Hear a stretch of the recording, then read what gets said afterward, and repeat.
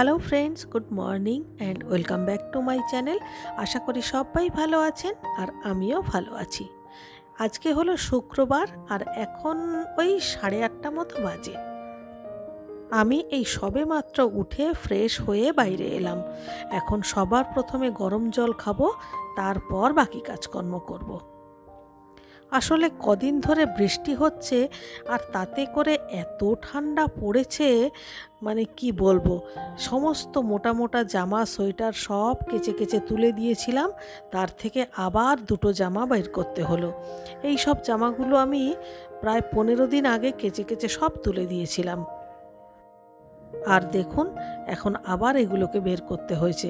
মানে ঠিক এমন মনে হচ্ছে যে যেন নতুন করে যখন ঠান্ডা পড়ে তখন যেমন লাগে, এখন ঠিক এরকমই লাগছে এখানে। আর সব থেকে মজার কথা কি জানেন তো, আমি না আমার যে মোটা মোটা কম্বলগুলো সারা শীতকাল ব্যবহার করেছি সেগুলোকেও আমি কাচতে দিয়ে দিয়েছি। তো সেগুলো তো আর ব্যবহার করব না, কারণ একবার কাঁচা হয়ে গেছে, আর তো ওগুলো ব্যবহার করব না। আসলে ওগুলো এখনও আনাও হয়নি। এখন যে পাতলা পাতলা কম্বল বা পাতলা পাতলা কাঁথাগুলো রয়েছে সেগুলোই ব্যবহার করছি, কিন্তু ওগুলোতে আবার শীত মানাচ্ছে না। কী যে ঠান্ডা পড়েছে আমাদের এখানে, মানে কি বলবো। আপনাদের ওখানে কি হয়েছে জানি না, কিন্তু আমাদের এখানে আজ 3 দিন ধরে সমানে বৃষ্টি হচ্ছে আর মেঘ করে রয়েছে। এক ফোঁটা রোদ্দুরের মুখ দেখতে পাচ্ছি না। যাই হোক, আজকে একটু বাজারে যেতে হবে। আসলে 2-3 দিন ধরে প্যাটপ্যাটে বৃষ্টি হচ্ছে বলে বাজার দোকান যাওয়াও হয়নি, আর ঘরে আজকে সবজিপাতি কিচ্ছু নেই। তো কিছু সবজি আনতে বাজারে যাব, সেই সঙ্গে কিছু মুদিমালও আনতে হবে। তো মুদিমাল তো আর আনতে দোকানে যেতে হয় না, এখন তো লিস্ট করে পাঠিয়ে দিলেই মালপত্র বাড়িতে চলে আসে। তো তার জন্যই এখন বসলাম খাতা পেন নিয়ে, দুখানা লিস্ট করব। একটা লিস্ট মুদি দোকানের জন্য, সেটাকে আমি ফোনে ছবি তুলে হোয়াটসঅ্যাপ করে দেব। আর আরেকটা হচ্ছে সবজিপাতি কিনতে হবে, তার একটা লিস্ট। সবজি বাজারে গেলে লিস্ট বানিয়ে না নিয়ে গেলে কি হয়, যেটা প্রয়োজন সেটা হয়তো ভুলে যাব, আর বাকি অন্য অন্য প্রচুর সবজি কিনে নিয়ে আসবো। আসলে সবজি দোকানে গেলে টাটকা টাটকা সবজিগুলো দেখলে তো থাকা যায় না, তখন প্রায় সবগুলোই কিনে ফেলি।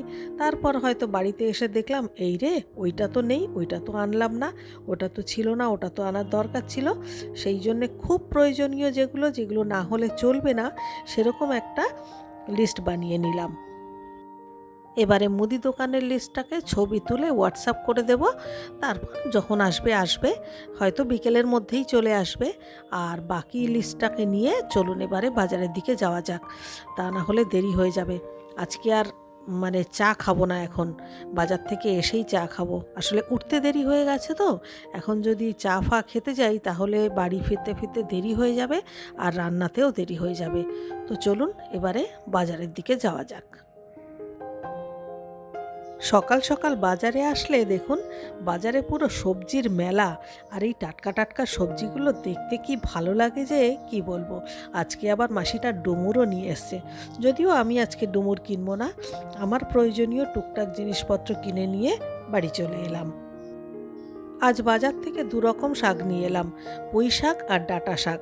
তো পুঁই শাকটা আজকে রান্না করব না, সেই জন্যে একটু লম্বা লম্বা করে কেটে, যাতে করে প্যাকেটে ঢুকিয়ে ফ্রিজে রাখতে সুবিধা হয় সেরকম একটা ব্যবস্থা করে নিচ্ছি। এটাকে ঢুকিয়ে দেব, আর এরপর ডাঁটা শাকটাকে রান্না করব। আসলে ডাঁটা শাক না বেশিক্ষণ রাখা যায় না, কেমন একটা নষ্ট হয়ে যায়।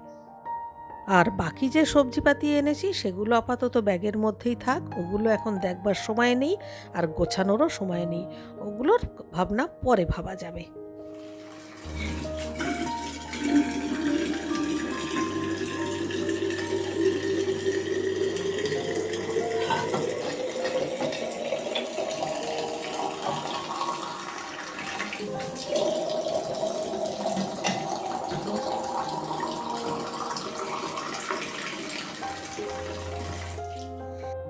রান্নাঘরে এসেই দেখলাম 4-5টা বোতল পুরো ফাঁকা। তো ভাবলাম রান্না করতে করতেই বোতলগুলোকে ভরে নিই, কারণ জল ভরার জন্য আলাদা করে সময় বের করে করার কোনো মানেই হয় না। অন্তত আমি তো করি না, সবসময়ই আমি রান্না করতে করতেই করি। তো যাই হোক, এখন রান্না শুরু করে দিলাম। আর আজকে রান্না করব হচ্ছে ডাল ভাত, ভেটকি মাছের কাটা চচ্চড়ি আর শাক ভাজা, মানে যে ডাঁটা শাকটা আমি নিয়ে এসেছি সেটা। কাটা চচ্চড়ি রেসিপিটাই আজকে শেয়ার করব। আর কাটা চচ্চড়িটা আজকে রান্না করব আলু আর বেগুন দিয়ে। তো প্রথমেই আলু আর পেঁয়াজ খুব ভালো করে ভেজে নেব। এরপরে দেব এক মুঠো রসুন। রসুনটা আমি বেটে দেব না, ছিঁচে দেব, মানে ওই ভাঙা ভাঙা রসুনটাই না খেতে বেশ ভালো লাগে। তো আমি একদম এক মুঠো রসুন এরকম দিয়ে দিলাম, আর এর সঙ্গে দেব 1 চামচ আদা বাটা, দিয়ে খুব ভালো করে কষিয়ে নেব। আর ভেটকি মাছের মুড়ো কাটা এগুলোকে কিন্তু আমি আগে থেকেই ভেজে রেখেছিলাম, এগুলো বেশ ভালো করেই ভেজে রেখেছি। তো এই সমস্ত কিছু ভালো করে কষিয়ে নিয়ে তারপর এর মধ্যে কেটে রাখা বেগুন দিয়ে দেবো। আমি মোটামুটি এখানে একটা বড় সাইজের আলু নিয়েছি আর দুটো বড় সাইজের বেগুন নিয়েছি। তবে বেগুন আমি আলাদা করে ভাজিনি, বেগুন এমনি নুন হলুদ মেখে রেখে দিয়েছি, সেটাকেই দিয়ে দেবো। প্রায় 7-8 মিনিট ঢাকা দিয়ে রান্না করবার পর সমস্ত কিছু সেদ্ধ হয়ে গেছে। এখন এক মুঠো কাঁচা লঙ্কা চেরা দিয়ে দিলাম, আবারও একটু নাড়াচাড়া করে ঢাকা দিয়ে আরও 5 মিনিট মতো রান্না করব। আরও 5 মিনিট পর এটাই হলো আমার কাটা চচ্চড়ির ফাইনাল লুক। দারুণ হয়েছে দেখতে, আর এটা খেতেও কিন্তু দারুণ হয়েছিল। আর এই যে হচ্ছে নোটে শাক ভাজা, এটা অবশ্য আমি রসুন ফোড়ন দিয়েই করেছি। নোটে শাকটা এরকম শুকনো শুকনো ভাজাই কিন্তু খেতে ভালো লাগে। রান্নাবান্না কমপ্লিট হয়ে গেছে। এখন গ্যাসের টেবিলের এই সামনের জায়গাটুকু একটু পরিষ্কার করে নেব, কারণ এখানে আমাকে বাজার গোছাতে হবে। মানে সকালবেলায় যে সবজি বাজারগুলো নিয়ে এসেছি সেগুলোকেও গোছানো হয়নি, আর সেই সঙ্গে সঙ্গে যে মুদিমালের মানে লিস্ট পাঠিয়েছিলাম সেগুলোও এসে গেছে। তো সমস্ত বাজারগুলো ভাবলাম চান করতে যাওয়ার আগে একবারে গোছগাছ করে রেখে যাই। আর আজকে না বাজার থেকে আমি অনেক কিছুই নিয়ে এসেছি, মানে কিছু অসময়ের জিনিসই বলা যেতে পারে। মানে শীতকাল তো চলেই গেছে, তা সত্ত্বেও বেশ টাটকা টাটকা আমি পেঁয়াজকালি পেলাম, যেটা সাধারণত পাওয়া যায় না। তো ভাবলাম শেষ হতে চলেছে, ঠিক আছে অল্প একটু পেঁয়াজকালি নিয়েই যাই। আবার একটা কপিও পেলাম, কপিটা যদিও খুব একটা ভালো না, কেমন একটা শুকনো শুকনো মতো, কিন্তু তাও নিয়েছি। আর এই যে দেখুন মুদিমালও চলে এসছে। মুদিমালগুলো আমি এই বাস্কেট ব্যাগের মধ্যেই রাখি, মানে যেগুলো প্যাকেট করে মাল আসে সেগুলো আমি প্রথমে এরকম একটা বাস্কেটের মধ্যে সব রেখে দিই, তারপরে যেমন যেমন দরকার হয় সেইগুলোকে নিয়ে তারপরে আমি কৌটোতে ঢালি। প্রথমেই সমস্ত কিছু একবারে কৌটোর মধ্যে ঢেলে রান্নাঘরে জড়ো করি না, তাতে রান্নাঘরের স্পেসও কমে যায়। আর তারপরে এত জিনিস রাখবো কোথায়, এই তো একটু একটু রান্নাঘর আমাদের সব, ফ্ল্যাট বাড়ি মানেই তো তাই, ছোট ছোট রান্নাঘরের মধ্যে সব কিছু অ্যারেঞ্জ করে রাখতে হয়। তো সেই জন্যেই আর কি এই ব্যবস্থা। আর এই বাস্কেটের মধ্যে জিনিস রাখারও কিন্তু একটা ট্রিক আছে। বড় বড় যেসব প্যাকেটগুলো সেগুলো নিচের দিকে রাখতে হয়, আর ছোট ছোট প্যাকেট মানে হলুদের প্যাকেট, জিরের প্যাকেট, সর্ষের প্যাকেট, এগুলো একটা বড় প্যাকেটের মধ্যে রেখে সেটাকে ওপর দিকে রাখতে হয়, যাতে করে ছোট প্যাকেটগুলো খুব সহজেই খুঁজে পাওয়া যায়। তো এইগুলোকে আমি বারান্দায় রেখে আসব। আর যে সাবানের ব্যাপার, মানে সাবান ফিনাইল এইগুলোকে তো মুদিমালের সঙ্গে রাখতে নেই, তাহলে গন্ধ বেরোবে। তো সাবান টাবানগুলো আমি আলাদা জায়গাতেই রাখি, কারণ মুদিমালের সঙ্গে সাবানের জিনিসপত্র কিন্তু দোকানদাররাও একসঙ্গে দেয় না, ওনারাও কিন্তু আলাদা প্যাকেটে করেই দেয়। তো সেই জন্যে সার্ফ সাবান, গায়েমাখা সাবান এগুলো সমস্ত আলাদা জায়গাতেই রাখতে হয়।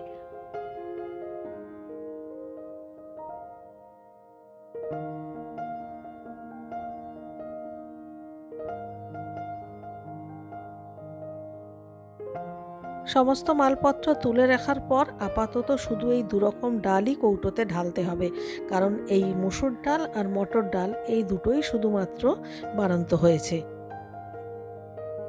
আসলে এই মসুরির ডালটা না আমাদের বাড়িতে খুব বেশি বেশিই লাগে, কারণ ডাল রান্না করা ছাড়াও আমরা ওই মসুর ডালের বড়াটা খেতে খুব ভালোবাসি। মসুর ডালের পেঁয়াজি, মসুর ডালের এমনি বড়া, এগুলো খুব বেশি আমরা খাই। মুদি বাজারগুলো সমস্ত কিছু তুলে গোছানো হয়ে গেছে। যদিও আপনারা খুব অল্প সময়ের মধ্যেই দেখলেন, কিন্তু আসলে এটা করতে কিন্তু এতটাও কম সময় লাগেনি। তো এইবারে হচ্ছে সবজি বাজার, মোটামুটি অনেক কিছুই কিনেছি বলেছিলাম। তো তার মধ্যে যে কপি কিনেছি, মটরশুঁটি, ওলকপি, পেঁয়াজকালি, অনেক কিছুই কিনেছি। তো এগুলোকে এখন সব ছোট ছোট করে কাটতে হবে, তা না হলে ফ্রিজে একটাও ঢোকাতে পারবো না। যদিও কপিগুলো শুকনো, কিন্তু শেষ হয়ে যাচ্ছে, তো তাই ভাবলাম একটু নিয়ে যাই। আর ফুলকপি খেতে এমনিতেই আমরা ভীষণ ভালোবাসি, বিশেষ করে ফুলকপি নিরামিষ কিংবা ফুলকপি ভাজা, এই দুটো সব থেকে বেশি রান্না হয় আমাদের বাড়িতে। তো যাই হোক, যে কথাটা বলছিলাম, এই যে একটা ব্রোকলিও পেয়েছি, এটাও নিয়ে এলাম। আর কয়েকদিন পরে তো এগুলো পাওয়াই যাবে না। ফুলকপি যদিও আজকাল সারা বছর পাওয়া যায়, কিন্তু সেগুলোর চেহারা এতটাই খারাপ থাকে যে গরমকালে আমি একদম ফুলকপি কিনি না। আর এই ব্রোকলিটা হঠাৎ করেই পেয়ে গেলাম। ব্রোকলি তো আর সারা বছরে একবারও পাওয়া যাবে না। আর যেটা পাওয়া যাবে না একদমই, সেটা হচ্ছে পেঁয়াজকালি।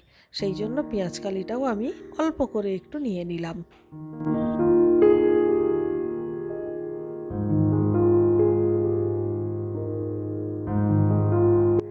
তো দেখলেন কত কিছু সবজি কিনেছি। আসলে বাজারে গেলে তো তখন জ্ঞান থাকে না, একটার পর একটা কিনতেই থাকি। তারপর বাড়ি আসার পরে যখন গোছাই তখন টের পাই। স্নান করতে যাব, এর মধ্যে রিকি এসে বলল, মা ডালের সঙ্গে একটু আলুর চোখা করলে খুব ভালো হতো। তো কি আর করি, অগত্যা ভাবলাম তাহলে আলু, পেঁয়াজ, টমেটো এগুলোকে কেটে কুটে গুছিয়ে রেখে যাই, তারপরে খাওয়ার আগে আগে প্রেসারে সিটি দিয়ে ফটাফট করে নেব। এরপর আবার ধনে পাতাও বাছতে হবে।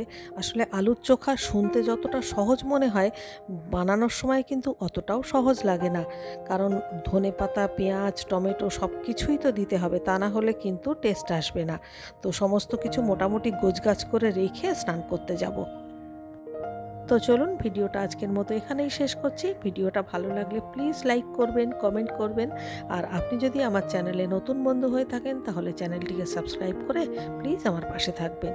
তাহলে দেখা হচ্ছে কাল সকালে আবার একটা নতুন ভিডিওর সাথে নিয়ে। ততক্ষণের জন্য সবাই ভালো থাকবেন। সবাইকে tata, good bye, good luck and love you all.